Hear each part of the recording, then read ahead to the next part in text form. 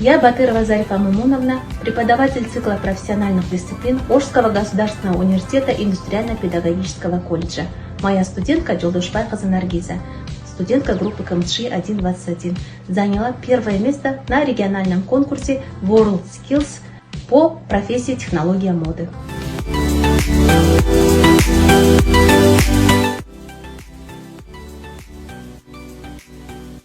Я Джолдушбайқызы Наргиза, студентка группы КМТШ 9121 индустриально-педагогического колледжа ОШКУ.